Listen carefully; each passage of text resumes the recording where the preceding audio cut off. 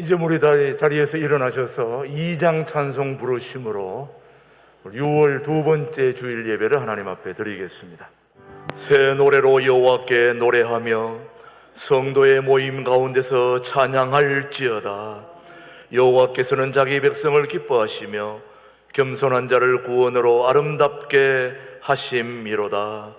여호와는 나의 힘과 방패이시니 내 마음이 그를 의지하여 도움을 얻었도다. 예수께서 이르시되 나는 생명의 떡이니 내게 오는 자는 결코 줄이지 아니할 것이요 나를 믿는 자는 영원히 목마르지 아니하리라. 하나님은 영이시니 예배하는 자가 영과 진리로 예배할지니라. 아멘. 지난 한 주를 돌아보며 침묵으로 함께 기도하겠습니다.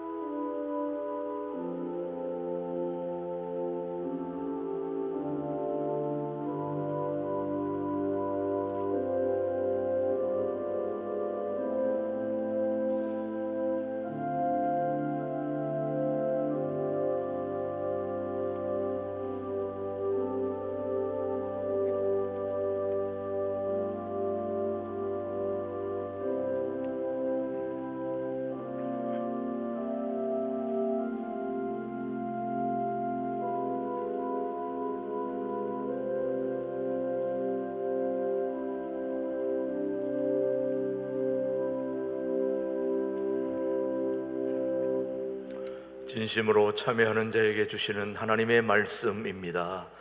너희는 옷을 찢지 말고 마음을 찢고 너희 하나님 여호와께로 돌아올지어다. 그는 은혜로우시며 자비로우시며 노하기를 더디하시며 인애가 크시사 뜻을 돌이켜 재앙을 내리지 아니하시리라. 아멘. 사도신경으로 우리의 신앙을 함께 고백하십시다. 나는 전능하신 아버지 하나님 천지의 창조주를 믿습니다. 나는 그의 유일하신 아들 우리 주 예수 그리스도를 믿습니다. 그는 성령으로 잉태되어 동정녀 마리아에게서 나시고 본디오 빌라도에게 고난을 받아 십자가에 못 박혀 죽으시고 장사된 지 사흘 만에 죽은 자 가운데서 다시 살아나셨으며 하늘에 오르시어 전능하신 아버지 하나님 우편에 앉아 계시다가 거기로부터 살아있는 자와 죽은 자를 심판하러 오십니다. 나는 성령을 믿으며 거룩한 공교회와 성도의 교제와 죄를 용서받는 것과 몸의 부활과 영생을 믿습니다. 아멘. 모두 자리에 앉으시고 40장 찬송 부르신 후에 정수복 장로님 우리를 대표해서 기도해 주십니다. 우리를 너무나 사랑하시는 하나님 아버지, 오늘도 하나님의 백성들이 두 손 들고 주님 앞에 나왔습니다. 먼저 저희들의 마음과 뜻과 힘을 다해서 거룩하신 하나님께 우리의 뜨거운 찬양으로 영광을 올려드렸사오니 주님 받아 주시옵소서. 하나님, 선과 악, 진리와 비진리의 끊임없는 영적 전쟁이 날마다 일어나고 있는 악하고 험한 세상 속에서 주님 발자취를 따라가는 삶을 살겠다고 다짐한 저희들, 지난 한 주간도 하나님의 말씀대로 살지 못하고 이기적이며 기만적인 삶을 살아왔음을 고백하오니 하나님 용서하여 주시옵소서. 전능하신 하나님, 지금 이 시간 이곳에 임재하여 주셔서 저희들이 신령과 진정으로 드리는 예배를 받아 주시옵소서. 하나님 아버지, 사람들의 악함과 무정함이 극에 달하고 있고 악한 사탄은 우리의 영적 눈을 가려 미혹의 영과 진리의 영을 분별하지 못하도록 더욱 왕성하게 활동하고 있어 그야말로 온 세상이 바벨론의 포도주에 취한 것 같은 마지막 시대가 되었습니다. 우리 주님께서 하나님의 나팔소리와 함께 능력과 큰 영광으로 다시 오실 그때가 더욱더 가까워진 것을 저희들 온몸으로 느끼며 알 수 있습니다. 이때에 우리 신강들에게 온 성도들은 하나님 말씀을 가슴에 품고 참 진리 되신 성령님을 의지해서 항상 기도하고 깨어있는 성령 충만한 하나님의 사람으로 붙잡아 주시옵소서. 이기는 그에게는 내가 하나님의 낙원에 있는 생명나무의 열매를 주어 먹게 하리라고 말씀하셨습니다. 통일한국을 준비하는 신강도래교회와 온 성도들을 지금 이 시간까지 하나님의 사랑으로 인도해 주신 것을 감사드리옵나이다. 세월이 많이 흘러 우리의 육신이 연약한 성도님들이 많이 있습니다. 하나님, 저희들 모든 것 내려놓고 오직 주님만 바라보고 의지합니다. 이제 남은 인생 얼마 남지 않았지만 저희들 하늘의 평안과 기쁨을 맛보면서 곧 다시 오실 예수 그리스도께 더욱더 가까이 갈 수 있도록 저희들에게 새 영을 부어주셨고 연약한 육신이 더욱 강건해지도록 불꽃 같은 눈동자로 지키시고 보호하여 주시옵소서. 아버지 하나님, 주님께서 김진영 목사님을 지금 이 시간까지 인도해 주신 것 하나님의 은혜인 것을 저희들 감사드립니다. 이제 저희들에게 하나님의 귀한 말씀을 들려주실 때 성령님 함께 하셔서 그 말씀이 우리 마음판에 새겨지게 하시고 오직 그 말씀을 의지해서 저희들이 험한 세상 살아가면서 승리할 수 있는 능력의 말씀이 되게 하여 주시옵소서. 하나님, 존귀하신 하나님께 아름다운 찬양으로 영광 올려드리는 신강들의 찬양대 찬양을 흠양하여 주시옵소서. 아멘으로 화답하는 우리 온 성도들 위해 하늘의 평강으로 덧입혀 주시옵소서. 예배 순서를 우리 주님 홀로 주장하시고 영광 받아주시기를 원하오며 다시 오실 예수 그리스도의 이름 받들고 감사하며 기도 올리옵나이다. 아멘.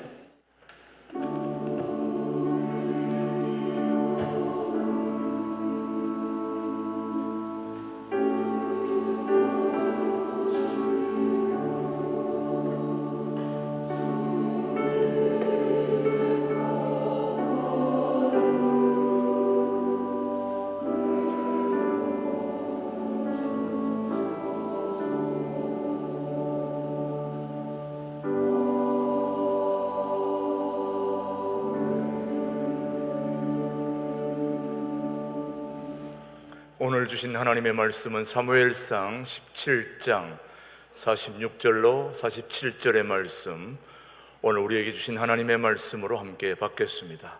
오늘 여호와께서 너를 내 손에 넘기시리니 내가 너를 쳐서 내 목을 베고 블레셋 군대의 시체를 오늘 공중의 새와 땅의 들짐승에게 주어 온 땅으로 이스라엘의 하나님이 계신 줄 알게 하겠고, 같이요, 또 여호와의 구원하심이 칼과 창에 있지 아니함을 이 무리에게 알게 하리라. 전쟁은 여호와께 속한 것인즉 그가 너희를 우리 손에 넘기시리라. 아멘. 신광들의 찬양대 주님만 바라봅니다. 하나님께 찬양드리고 이어서 김진호 목사님 하나님의 말씀 선포해 주시겠습니다.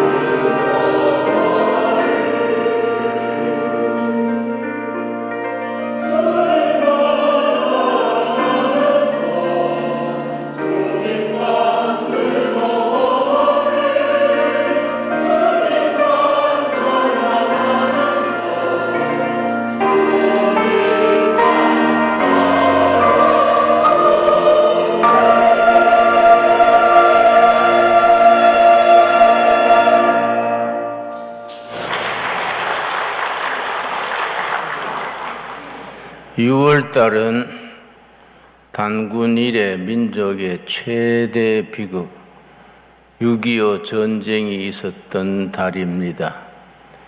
71년 전 6월 25일 새벽 0시를 기해서 북한 인민군 12만 명이 휴전선 전체 남침을 시작을 했습니다. 질 수밖에 없는 전쟁이었습니다. 우리 남한은, 대한민국은 전쟁을 막아낼 만한 준비가 되어 있지 않았습니다. 북한이 소련이 제공한 탱크 244대를 앞세우고 일본군이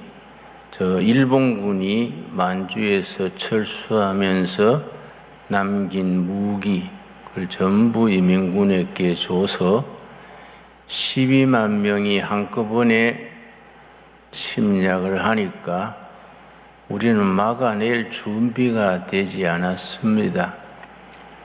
그나마 서울이 3일 만에 함락된 것도 대단한 일입니다. 38선에서 서울까지 곧바로 오면 한두 시간 거리입니다. 사흘간 막아냈다는 것 자체도 국군들이 용감히 버틴 덕분이라 하겠습니다.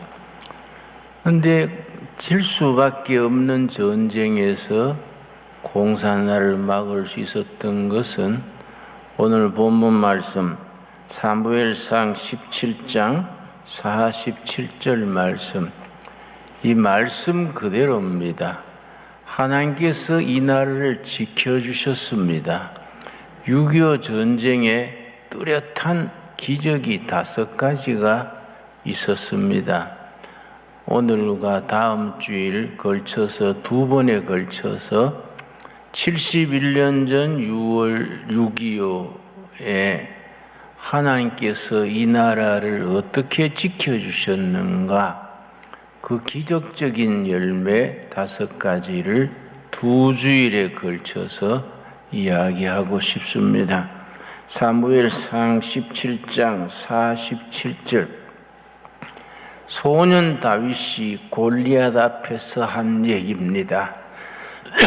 골리앗은 엄청난 장군이고 다윗은 어린 소년입니다. 그때 71년 전 6.25가 그런 시기였습니다. 북한 공산군은 골리앗 같은 모습이고 남한군은 다윗처럼 아주 미약했습니다. 그때 다윗이 뭐라 그랬습니까? 47절, 또 여호와의 구원하심이 칼과 창에 있지 아니함을 이 무리에게 알게 하리라. 전쟁은 여호와께 속한 것인즉 그가 너희를 우리 손에 넘기시리라.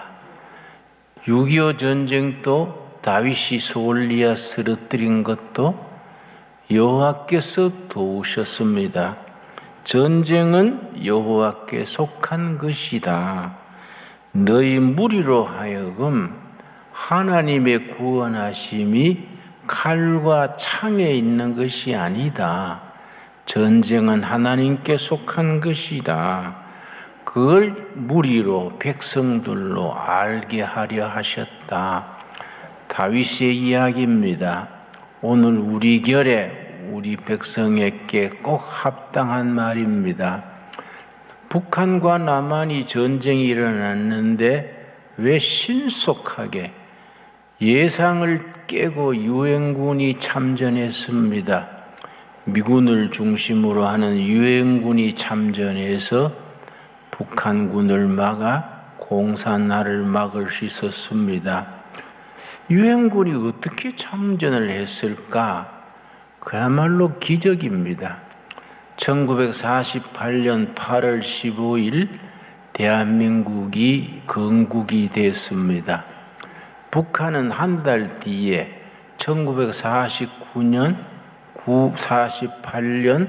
9월 9일에 평양에서 북한 민주주의 인민공화국 북한이 건국되었습니다. 그런데 나라를 세우면 유엔의 인준을 받게 됩니다. 남한도 북한도 그해 유엔이 파리에서 열렸습니다. 파리에서 열린 유엔에 가서 새 나라 건설했다. 그 유엔에서 인준을 받게 됩니다. 남북한이 다 대표단을 파리 유엔 대회에 보냈습니다. 남한은 이승만 박사께서 대표단을 5명을 뽑아서 보냈습니다. 위원장이 장면 박사입니다. 위원으로 모윤숙 여사, 조병옥 이런 사람들이 위원으로 갔습니다. 왜 장면 박사를 보냈느냐? 장면 박사가 신실한 캐톨릭 신자입니다. 너무 유엔에서 여론이 좋지 않으니까 교황청의 도움을 받으려고, 로마 교황의 도움을 호소하려고 진실한 가톨릭 신자인 장면 박사를 위원장으로 팀을 짜서 보냈습니다. 그런데 파리 유엔이 12월 12일이 마지막 날입니다. 첫날부터 대한민국 건국안을 유엔에 상정을 했는데 소련 제포가 자꾸 방해를 하는 겁니다. 회의할 때 방해하는 발언을 의사진행 방해라 그럽니다. 한국안이 나오면은 소련 대표가 마이크를 잡고 대한민국은 코리아는 독재자 이승만이 다스리고 미군의 앞잡이고 한 2시간을 떠듭니다. 그 다음에 소련의 위성국인 헝가리, 동독, 체코 이래가 의사를 방해하니까 포결할 수 있는 시간을 안 줬습니다. 마지막 날이 12월 12일입니다. 1948년 유엔의 마지막 날이 12월 12일인데 그 전날 12월 11일 저녁에 장면 박사가 같이 위원들한테 안 되겠습니다. 그냥은 안 되겠습니다. 오늘 저녁에 교회를 찾아가서 우리가 철학 기도를 합시다. 파리 시내에서 교회를 찾아가서 무릎을 꿇고 기도했습니다. 본국에서도 이승만 대통령과 장관들이 집에 가지 아니하고 그 국무회의실에 남아서 기도했습니다. 전국 교회에 기도해달라고 부탁을 했습니다. 그 다음 날 마지막 날입니다. 48년 12월 12일 그날 인준 못 받으면 대한민국은 말하자면 출생신고가 안 되는 겁니다. 그런데 역시나 소련 대표가 마이크를 잡고 코리아는 이승만 독재 정치고 미국의 앞잡이고 2시간을 작정하고 시작을 하는데 갑자기 목에 결절이 와서 숨이 탁 막히고 소리가 안 나오고 숨 가빠가지고 쓰러질라 하니까 얼른 병원으로 실어갔습니다. 근데 소련 대표가 2시간을 떠들고 그 다음에는 헝가리 대표, 그 다음에는 동독 대표 딱 짜놨는데 소련 대표가 2시간 할 줄 알고 그 다음 발언할 헝가리 대표가 밖에서 커피 마시고 놀았습니다. 2시간쯤 있다가 들어가려고. 근데 갑자기 목에 결절이 와서 막 숨이 가빠지고 병원에 쓸려간 줄 몰랐습니다. 그것도 모르고 그냥 밖에서 커피 마시고 있었는데 병원에 실려가니까 사회자가 물었습니다. 이 코리아 건국 인준에 대해서 다시 발언이 없습니까? 그러니까 뭐 담당할 사람이 밖에 커피 마시고 있으니까 조용했습니다. 그럼 포결하겠습니다. 그래서 가부를 물었는데 48대 6, 기권 1표, 찬성 48표, 반대 6표, 소련과 그 위성국가, 헝가리, 동독, 체코 이런 나라 6나라가 반대하고 기권했는 나라는 스위스입니다. 그러니까 통과가 됐습니다. 그건 하나님이 간섭하신 겁니다. 하필이면 소련 대표가 그때 왜 목이 고장 납니까? 하나님께서 목을 건드리신 줄 믿습니다. 여러분, 그래서 이어서 북한 인정안이 북한 조선민주주의 인민공화국 김일성 정권 표결안이 이어서 올라갔습니다. 그런데 반대 48표, 찬성 6표, 기권 1표, 남한 인준에는 딱 반대로 딱 나와서 북한은 인준 못 받았습니다. 이게 우리나라 살린 겁니다. 왜냐? 그 뒤에 딱 6개월 뒤에 이민군이 6.25에 쳐내려왔습니다. 48년 12월 12일이니까 50년 6월 25일이니까 1년 반이지요.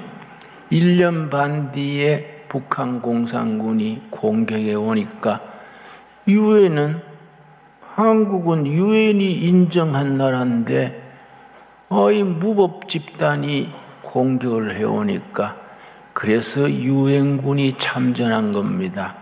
그런데 유엔군이 참전하려면은 안전보장이사회라고 있습니다.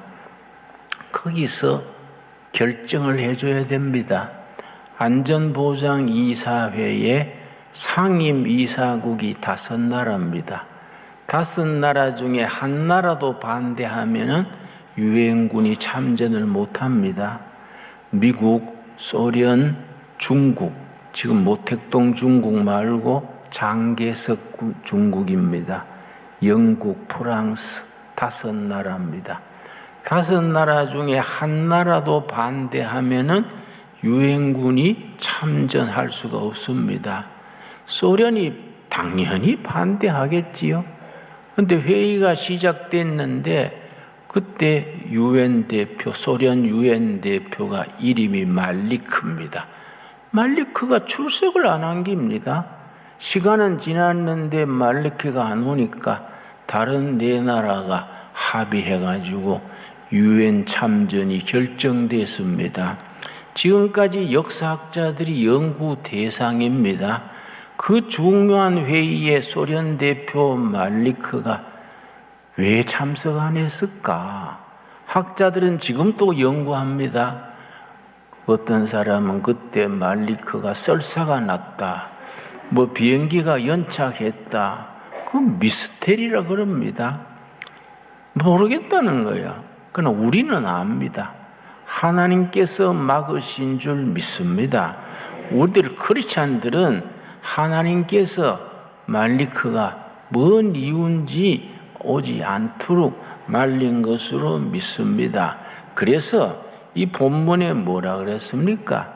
전쟁은 누구에게 속했다 그랬습니까? 전쟁은 하나님께 속한 것이다. 하나님께서 그것을 백성들에게 알리시기 위해서 전쟁은 창과 칼에 있는 것이 아니다. 여호와께 속한 것이다. 우리는 대한민국 국민으로서 한국교회 교인으로서 나라를 사랑하고 하나님을 섬기는 하나님의 자녀요 나라를 사랑하는 국민으로서 그런 신앙을 확실히 가져야 됩니다. 여러분, 우리 그때 해방 이후에 도저히 우리 공산화 될 수밖에 없는 그런 여건이랬습니다. 1945년 8월 15일 해방된 뒤에 미 군정청에서 이 남한 사람들을 대상으로 여론조사를 했습니다. 다음 세워질 신생 대한민국은 공산주의 할 것인가, 자유민주주의 할 것인가, 전부 여론조사를 했습니다. 어떤 결과가 나왔는지 아십니까? 국민의 78%가 공산주의 하겠다고 나왔습니다. 미 군정청에서 조사한 보고입니다. 지금 또 문서로 다 남아 있습니다. 그러고 공산당에 아주 능력이 있는 지도자가 있었습니다. 박헌영입니다. 박헌영. 박헌영이라는 사람 참 사상이 잘못돼 그렇지 아까운 사람입니다. 우리 충청남도 예산 출신인데요. 서자입니다. 그러니까 첩의 아들이지요. 머리가 좋아가지고 그 충남 예산 시골에서 나가지고 그때 경성 제1고보 말하자면 경기고동에 입학을 해서 교회를 다녔습니다. 감리교 성동교회 다니고 청년회 참석하고 성경도 배우고 그랬습니다. 그러다가 20살 되던 해에 중국에 가가지고 공산주의를 만나가지고 공산주의 학습을 받고 완전히 가치관이 바뀐 겁니다. 평생 공산주의 혁명가로 살 것으로 그렇게 맹세를 했는데 8.15 해방이 딱 됐는데 그 다음 날부터 전 서울 시내에 전봇대에 붙었습니다. 박헌영 위대한 지도자여 어서 나타나셔서 이 민족을 이것이야. 공산당은 선전선동이 뛰어납니다. 서울 길거리에 벽보에 무슨 전봇대에 박헌영 동지여 어터 나타나시라. 그렇게 쫙 선전한 뒤에 일제시대에 일본 헌병을 피해가지고 전라남도 광주의 벽돌 공장에 숨어서 공장의 일꾼으로 있으면서 남조선 공산당을 지도했습니다. 그때는 아주 공산당이 왜 그렇게 인기가 있었느냐? 1917년 러시아의 공산혁명이 성공했는데 러시아가 얼마나 큰 나라입니까? 그걸 삽시간에 공산주의 국가로 만들고 레닌이라는 사람이 전 세계에 선포하기를 전 세계 피압박 민족을 해방하겠다. 소련 공산당은 전 세계 억압받는 민중을 해방하겠다. 공산당이 얼마나 철저하게 했느냐 하면은 우리 상해 임시정부, 우리 초대 대통령으로 이승만 대통령이 계셨던 상해 임시정부에 소련의 스탈린이 금을요, 마차에 새 마차를 보냈습니다. 신생 독립국가, 독립을 지원한다고. 아마 지금 시세로 거의 한 200억이 되는 그런 돈을 금덩이를 임시정부에다가 새 마차에 실어가지고 금덩어리를 보냈습니다. 그러니까 공산당 인기가 얼마나 높아지겠습니까? 부자 지주를 없애고 다 같이 평등하게 사는 세상을 만들겠다. 그러니까 식민지 국가의 청년들, 지식인들이 공산당으로 쏠리던 때입니다. 그러니까 해방 이후에 공산주의를 해야 된다가 78%. 또 공산당 당원이 100만입니다. 100만. 100만이 소작인들, 청년들 공산당 하겠다고 했는데 유일하게 반대하고 나온 것이 교회입니다. 그러고 이승만 박사입니다. 이승만 박사는 그렇게 공산당 인기가 있을 때에 아니다. 공산당은 망한다. 왜 망하느냐? 하나님을 부인하고 물질을 숭상한다. 둘째, 하나님이 주신 자유를 억압한다. 이런 체제는 망할 수밖에 없다. 전 세계 지식인들 중에 공산당 망한다고 맨 처음에 선포한 사람이 이승만 박사입니다. 그런데 그렇게 인기 좋던 공산당이 해방된 다음에 1946년에 큰 실수를 했습니다. 그걸로 인심이 싹 바뀐 겁니다. 뭐이냐? 박헌영이 그때 투표했으면은 이승만 대통령 뽑히는 게 아니고 박헌영 대통령이 뽑히게 돼 있었습니다. 78% 지지에 당원이 100만인데 뭐 말할 건 뭐 있습니까? 근데 박헌영이 무슨 생각을 잘못했느냐 하면은 그 100만 당원을 조직을 하고 뭐 이렇게 하니까 자금이 많이 들지 않습니까? 돈 있는 지주나 사업하는 사람들은 주로 이승만 쪽에 줄 서고 민족주의자들은 김구 선생 쪽에 줄 서고 북한은 김일성이 차지하고 돈이 없는 겁니다. 그래서 박헌영이 돈이 없어 쩔쩔 조직을 운영하기 어려운데 무슨 꾀를 냈냐 하면 죽을 꾀를 냈습니다. 위조 지폐 만들어 가지고 당비로 쓰고 그러고 한국 경제를 흔들면은 미군정 정치를 흔들면은 자기들이 유리하다 이렇게 생각을 하고 뚝섬이죠. 뚝섬에 일본 시대에 돈 찍어내던 정판사 돈 찍어내는 인쇄소가 있었습니다. 그게 일본군 물러난 뒤에 빈집으로 남아 있었습니다. 그걸 조사를 해보니까 돈 찍던 기계가 지하실에 남아 있는 겁니다. 그걸 알고 박헌영 공산당이 그 집을 통째로 샀습니다. 사가지고는 낮에는 공산당 선전문 인쇄하고 밤에 일꾼들 다 내보낸 뒤에 공산당 핵심 당원들이 밤새 돈을 찍었습니다. 새벽에 한 추럭씩 싣고 나가가지고 전국에 뿌려가지고 공산당을 유지했는데 너무 많이 찍었어요. 위조화폐가 자꾸 놔두니까 어려워지니까 미 군정청에서도 이거는 이상하다. 경찰을 풀어서 조사를 했는데 뚝섬에 거기에 정판사, 간판이 조선 정판사입니다. 정판사가 수상하다. 그 밤중에 급습을 해가지고 돈 찍는 현장을 잡았습니다. 그리고 그 돈 찍는 판이 있지요? 그걸 압수해가지고 조사를 해보니까 그때 돈 찍는 일꾼이 12명인데 12명이 전부 공산당원이에요. 그래가지고 이게 조사를 해가지고 박헌영이 주모자다. 수배령이 내렸습니다. 숨어 있게 된 겁니다. 그때 12명 중에서 대장, 조선 정판사 위조 지폐 찍는 책임자가 박낙중인데 박낙중이 누군지 아십니까?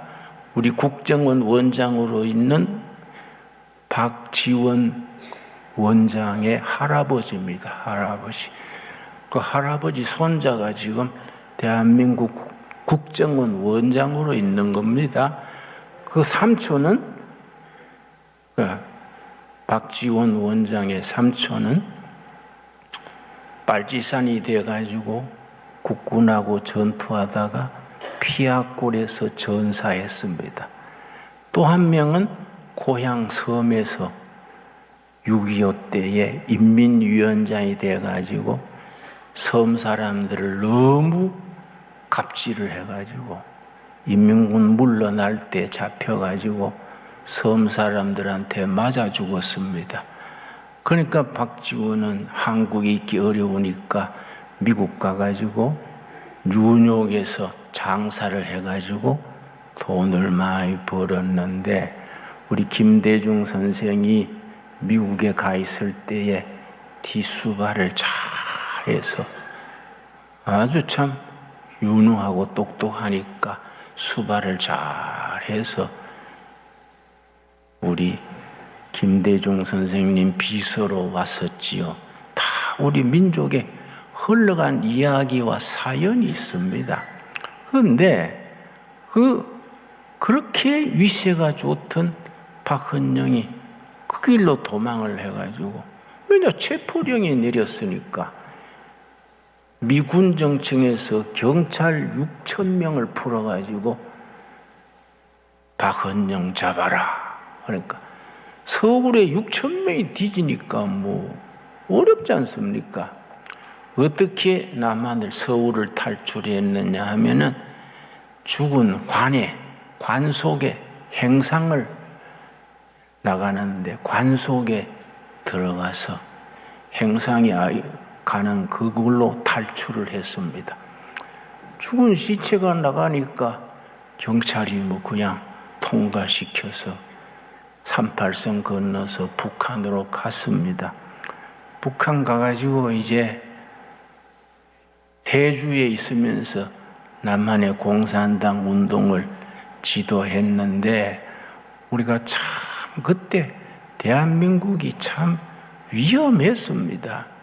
그 공산당 당원들 통해 가지고 1948년 5월 10일 선거를 하는데요. 유엔에서 어떻게 결정했느냐 하면은 우리 한반도의 동시선거, 남한, 북한 다 5월 10일에 48년 5월 10일에 선거하기로 유엔에서 결정했는데, 북한 김일성 쪽에서는 유엔 선거 감시단이 못 들어오게 했습니다. 그 북한에 못 들어가니까 남한에만 단독 선거를 했습니다. 근데 박헌영 공산당이 뭘 잘못했느냐 하면은 선거에 자기 당원들 출마시켜서 당선되게 했으면은 100명 이상 당선됐을 텐데, 아주 선거 반대하면서 테러 막 지서에 불 지르고 선거 사무장들 막 죽이기도 하고 테러 정책으로 나갔습니다. 그래서 이게 망조가 된 거이지요. 사람이나 단체나 한 번 실수하면은 조급해지니까 계속 실수하는 겁니다. 그러니까 공산당 걱정하는 사람들은 왜 48년 5월 10일 선거에 당당하게 출마해가지고 몇십 명이라도 당선시켜야지 왜 선거를 보이콧도 하고 테러를 하느냐. 공산당 안에서 막 갈라지고 다투었습니다. 그런 과정을 거쳐서 50년 6월 25일이 6.25 전쟁이 시작됐는데, 이 박헌영하고 김일성이 소련 스탈린을 찾아가 가지고 우리 전쟁을 할 테니까 승인해 주십시오. 공산당은 국제조직이니까 국제조직을 코멘테른 겁니다. 코멘테른, 전 세계 국제공산화 기구를 코멘테른 대표 스탈린 찾아가서 우리가 남조선을 해방시키고 공산주의 세상을 만들겠습니다. 그러니까 스탈린이 그 대가 가능할까? 미국이 가만히 있을까? 그러니까 박헌영이 큰 소리 쳤습니다. 인민군이 서울만 점령하면은 전국의 공산당 당원 수십만이 봉기해가지고 삽시간에 공산화 될 겁니다. 자신 있게 말했습니다. 그래서 6.25가 시작됐는데 서울 점령하는데 3일이 걸렸습니다. 그런데 막바로 한강 건너가지고 부산까지 쭉 내려갔으면은 미군이 올 시간도 없고 유엔이 참전할 시간도 없었을 텐데, 아주 지금까지 역사가들이 의문이 있습니다. 서울에서 3일간 그냥 놀았습니다. 이민군들이 덕수경 구경하고 3일간 어영구영 그냥 3일을 허송했습니다. 그동안에 국군들이 전례를 정비했습니다. 김홍일 장군이라고 독립군 운동하던 김홍일 장군이 저 안양 그 수원 그쪽에다가 방어선을 치고 준비해서 낙동강 전선까지 밀려가면서 시간이 갔습니다. 그때 지금 역사학자들이 지금 또 의문입니다. 왜 김일성 군대가 막바로 한강 건너가지 왜 3일간 서울에서 그냥 헛시간을 보냈느냐. 이론이 많습니다. 그러나 우리는 영적으로 뭡니까? 전쟁은 여호와께 속한 것이라. 우리는 이런 이유 저런 이유 정치적인 이유 말하기 전에 하나님께서 간섭하신 것으로 믿습니다. 그런데 우리 박헌영은 우리 인민군이 서울을 점령하면은 전국의 공산당이 봉기한다고 그랬는데 그걸 몰랐던 게 있습니다. 그 전해에 이승만 대통령 들어온 뒤에 전국의 공산당 조직에 대해서 자수 기간을 줬습니다. 그때 왜 그랬냐면은 여수의 14연대 반란 사건이 있었습니다. 내가 지난주에 그걸 책을 보고 내가 참 기도했습니다. 1948년 9월 17일에 여수 반란 사건, 그런데 나는 여수 반란 사건이라는 말을 쓰면 안 된다 그럽니다. 그거는 여수 시민들, 순천 시민들이 반란 일으킨 걸로 국민들이 오해하기 쉽다. 사실은 여수에 있는 14연대가 반란을 일으킨 겁니다. 그러니까 그걸 14연대 반란이라 그래야지 여수 순천 반란 사건 그러면은 국민들이 오해하지 않느냐. 난 지금도 그래 얘기합니다. 내가 지난주에 책을 서점에 가서 여수 순천 반란 사건 14연대 반란 사건에 대해서 몇 권 책을 사서 읽었는데 내가 기도했습니다.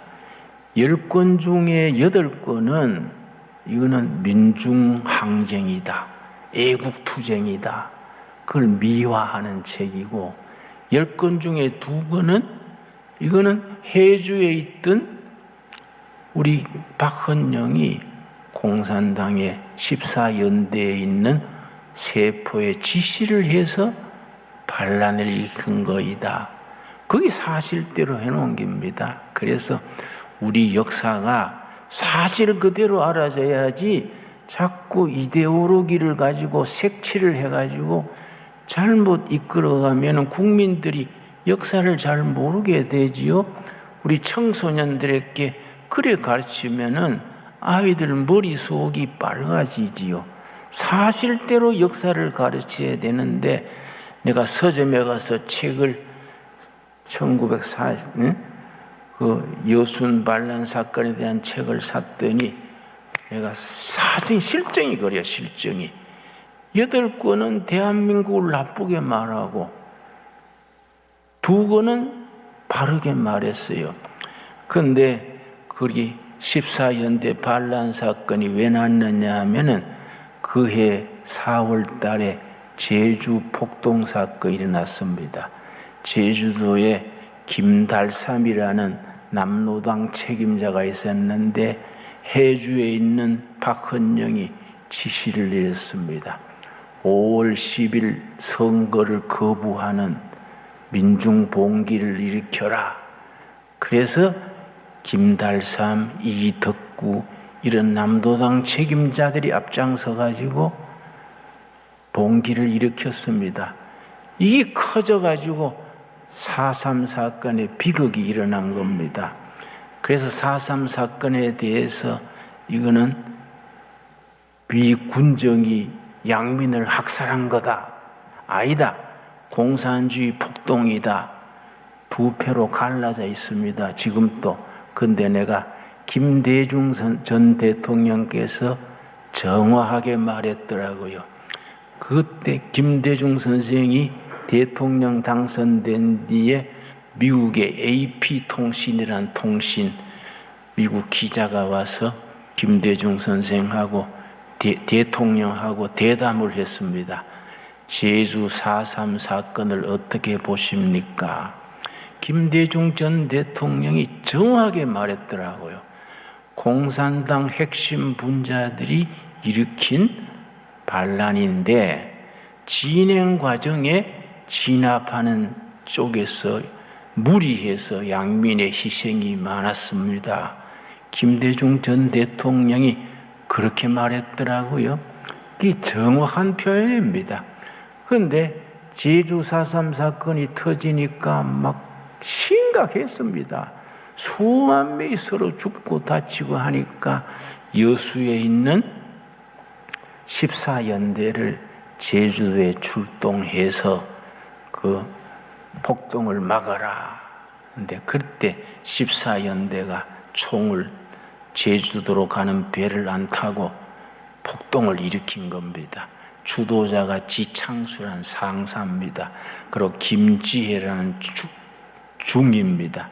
이런 사람들이 주동이 되어가지고 우리 민족 진영에 반대하는 장교들 몇십 명을 현장에서 쏴 죽이고 이렇게 해서 여기에 좌익들이 편성을 해서 일어난 사건이 1948년 9월 17일에 일어난 14연대 반란 사건인데 내가 무슨 얘기하고 싶은 거 하니까 그 일로 인해서 그해 12월 1일에 국회에서 이승만 대통령 정부 국회에서 방공법을 만들어서 우리 보안법을 만들었습니다.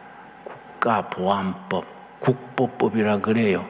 보안법을 만들어 가지고 이 체제에 도전하는 군대 내에 공무원 내에 이런 적색 분자 남조선 핵심을 다 잡아낸다. 이 국보법입니다.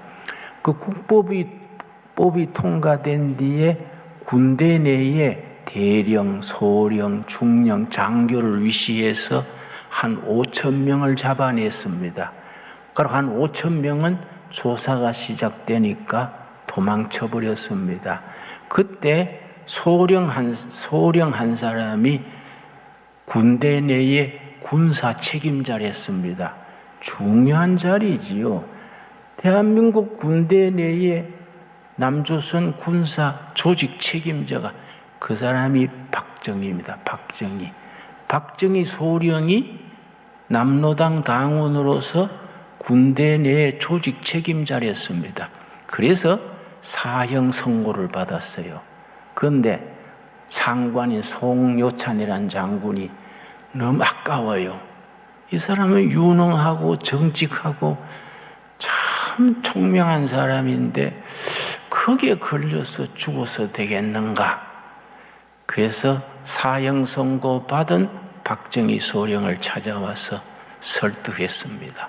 당신 그래 허무하게 죽지 말고 우리 전향을 해서 대한민국에 충성합시다. 그래서 박정희가 마음을 바꿨어요. 마음을 바꾸는 대신에 군대 내에 있는 남조선 안 남로당 공산주의자 200명의 명단을 넘겼어요. 그러니까 국군 정화시키는데 큰 역할을 한 거이지요. 여러분, 우리 현대사는요 상처투성입니다. 근데 그 박정희가 또 이 나라를 일으키는데 큰 역할을 한 거이지요. 여러분, 나는 우리 현대사 100년을 읽어보면은 하나님의 작품이다. 나는 그런 걸 믿게 됩니다. 여러분, 시편 33편 보겠습니다. 시편 33편 1절, 10절 말씀. 시편 33편 10절 말씀. 여호와께서 나라들의 계획을 폐하시며 민족들의 사상을 무효하게 하시도다. 여러분, 공산주의니 사회주의니 무슨 주의니 하나님이 폐하신다는 겁니다.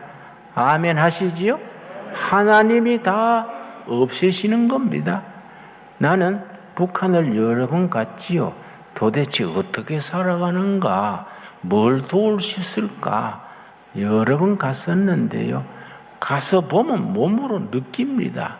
내가 북한 한경도에 감자 농장을 했습니다. 시범 농장을 했었는데 감자 캐는 날 갔는데요. 내 옆에 감자 같이 캐던 동네 아줌마가 나한테 그래요. 남조선은 거지가 득실거린다디요? 그래서 아줌마 잘못 들었어요. 부자가 많지요. 그랬더니 듣던 거하고는 다른 갭이요. 그래서 다르지요. 나도 남조선서 들을 때는 북한에 다 굶어 죽었다고 들었는데 와보니까 아줌마도 살아있잖아요. 그랬더니 그 아줌마가 그래요. 아이고 빨리 통일이 돼야 쓰겠네요. 그래서 아주머니 남조선 목사가 이어와서 감자도 같이 캐고 통일이 시작된 게 아닙니까? 그래서 아주 농사가 잘 됐는데 평양에서 추방해라 지시가 내려왔어요. 그 내가 시인민위원장, 나진선봉 시인민위원장이 시장입니다. 시장이 나한테 와서 섭섭합니다마는 물러나셔야겠습니다. 그래서 농장 그렇게 잘 되는데 왜 물러나라 하세요? 그랬더니 김 선생 너무 빨리 잘 되시오. 천천히 잘 돼야지 인민들이 칭찬하고 구경하고 그러니까 평양에서 소문 듣고 보내라 그럽니다. 우린 평양 시킨 대로 해야 돼요. 그랬잖아. 그게 백성을 생각하는 정부가 아닙니다. 여러분, 이번에 야당이 무슨 당입니까? 당의 이름도 하도 바뀌어서 국민의 힘입니까? 당에서 36살짜리 대표를 뽑았지요? 여러분, 그거 나쁘게만 볼 거 아닙니다. 그거는 시대가 변하는 겁니다. 새로운 시대로 미래를 향해서 대한민국이 나가는 겁니다.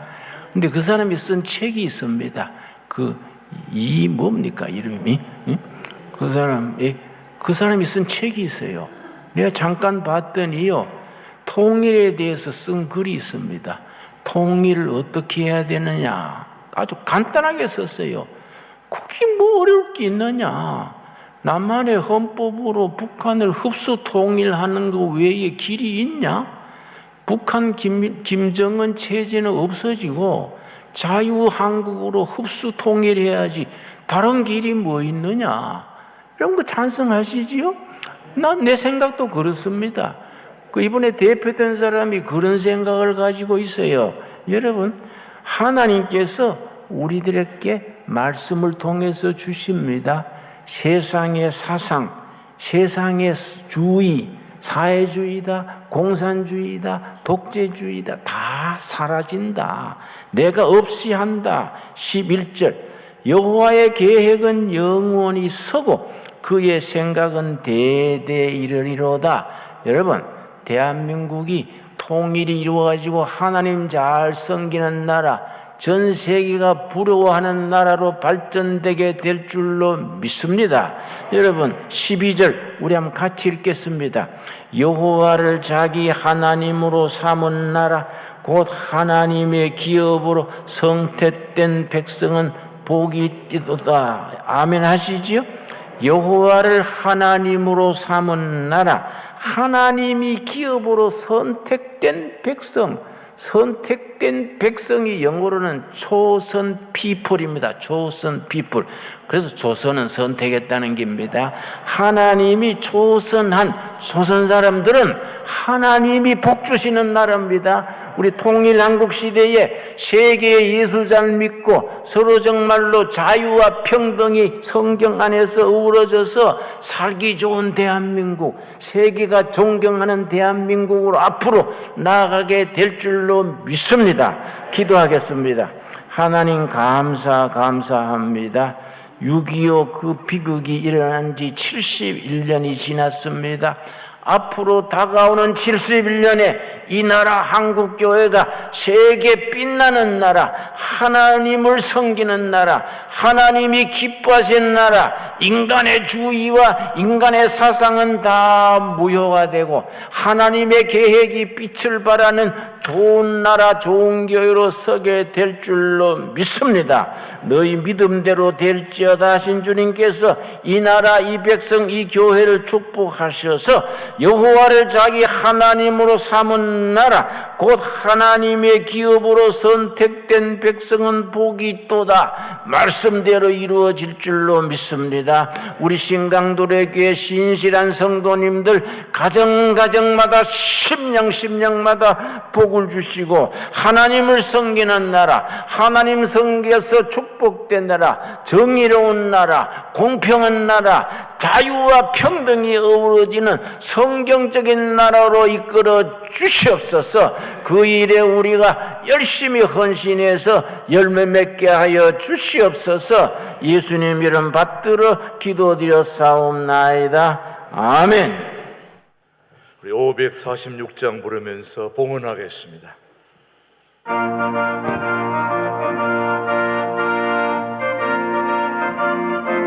힘차게 찬양합니다. 주님 약속하신 말씀 위에서 영원토록 주를 찬송하리라. 소리 높여 주께 영광 돌리며 약속 믿고 굳게 서리라. 굳게 서리 영원하신 말씀 위에 굳게 서리. 굳게 서리 그 말씀 위에 굳게 서리라. 주님 약속하신 말씀 위에서 세상 염려에게 엄습할 때에 용감하게 힘써 싸워 이기며 약속 믿고 굳게 서리라. 굳게 서리 영원하신 말씀 위에 굳게 서리. 굳게 서리 그 말씀 위에 굳게 서리라. 주님 약속하신 말씀 위에서 영원하신 주의 사랑이 믿고 성령으로 힘써 싸워 이기며 약속 믿고 굳게 서리라. 굳게 서리 영원하신 말씀 위에 굳게 서리. 굳게 서리 그 말씀 위에 굳게 서리라. 주님 약속하신 말씀 위에서 성령 인도하는 대로 행하며 주님 품에 항상 안식 얻으며 약속 믿고 굳게 서리라. 굳게 서리 영원하신 말씀 위에 굳게 서리. 굳게 서리 그 말씀 위에 굳게 서리라. 기도드리겠습니다. 때를 따라 도우시는 아버지 은혜 감사합니다. 감사함으로 예물을 드립니다. 11조헌금, 주일헌금, 감사헌금, 제목을 따라 감사하는 손길마다 심령마다 가정마다 굽어 살펴 주시옵소서. 그 기도가 응답되어 할렐루야 하나님께 영광 돌리게 하여 주시옵소서. 몹시 불경기가 심합니다. 심한 불경기 중에 사랑하는 하나님의 자녀들이 물질에 공공하여 시험에 들지 말게 하옵시며 하나님의 영광을 가리운 일 없게 하여 주시옵시고 행여나 너무 부요하여 교만에 이르지 않도록 성령님 인도하여 주시옵소서. 가정가정 형편과 처제를 살피셔서 기도하여 응답받는 열매가 있게 하옵시고 그 맺은 열매로 하나님께 영광 돌리게 하여 주시옵소서. 신강둘의 교회 지난 주일에 1주년을 지냈습니다. 내년 2주년 될 때는 더 큰 은혜와 더 큰 축복으로 더 큰 감사로 예배드리게 하여 주시옵소서. 예수님 이름 받들어 기도드렸사옵나이다. 아멘. 예, 우리 앞뒤좌우로 서로 인사하겠습니다. 목례로 인사합니다. 반갑습니다. 저는 한 주 동안 잘 지내셨습니까? 예. 우리 동의를 준비하는 신광둘에게 오신 모든 분들을 주님의 이름으로 환영합니다. 우리 주위를 한번 둘러보십시오. 1년 만에 또 우리가 이렇게 함께 예배할 수 있다는 거 주님의 은혜 아니겠습니까? 예, 이 얼굴에 미소를 띄우시고 한 번 더 인사하겠습니다. 하나님이 도우셨습니다. 예, 반갑습니다. 이제 드디어 우리 청소년들이 그렇게 좋아하는 융합 찬양 공연, 오늘 오후 3시에 드디어 우리 동두천 기독교 연합회와 용천노회 서북시 차례, 그리고 우리 교회 또 CTS 경기 북부 방송 함께 준비해서 오늘 드디어 오후 3시에 융합 찬양 하게 됩니다. 지난주에 우리 잠시 주연 비보이 세계 탑 왔다 갔는데 보니까 몸을 제가 만져봤더니 보통 몸이 아니더라고요.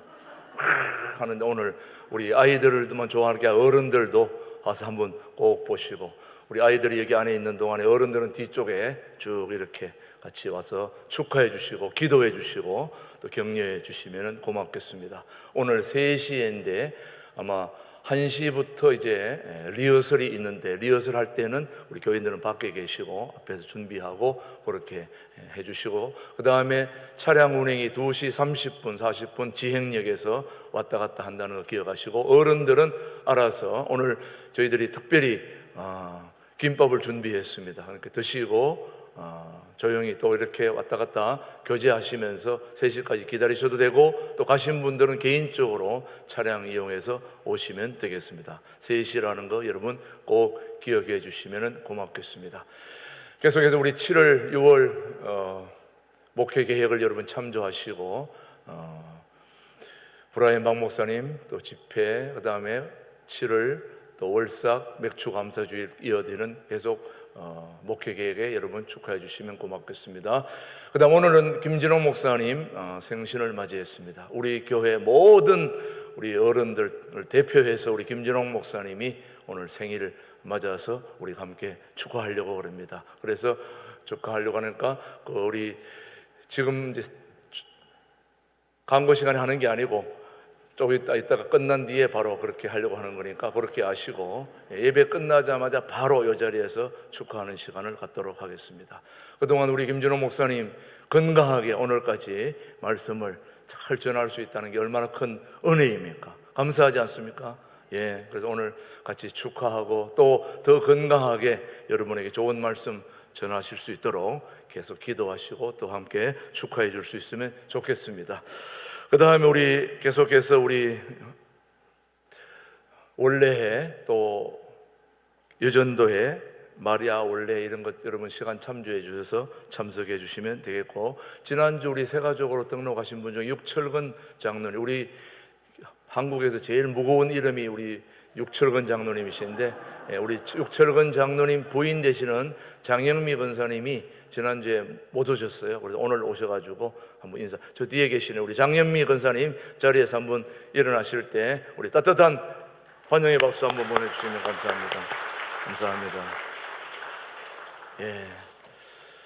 오늘 우리 새가족으로 미처 등록하지 못한 분들은 끝나고 등록해 주셔도 되겠습니다. 우리 모두 함께 오늘 융합 찬양을 위해서 여러분 꼭 기도해 주시고 좋은 공연이 될 수 있도록 여러분 관심을 가져주시면 고맙겠습니다. 이제 우리 다 함께 자리에서 일어나셔서 347장 부른 후에 축도 마치고 그 자리에 앉아주시면 되겠습니다. 지금은 우리 신광둘의 교회를 직접 세우시고 영원한 당회장 되시는 우리 주 예수 그리스도의 은혜와 아버지 하나님의 크신 사랑과 성령님의 교통 역사 인도하심이 우리 대한민국을 세우시고 붙드시고 지키시고 끝까지 인도해 주시는 그 주님의 사랑을 우리가 굳게 믿고 통일한국을 준비하는 그런 교회다운 교회를 함께 이루어가기 위해 준비하고 다짐하고 함께 뜻을 모으는 우리 신광두레 교회 위에, 이 민족 위에 이제로부터 영원토록 함께 하시기를 간절히 축원하옵나이다. 아멘.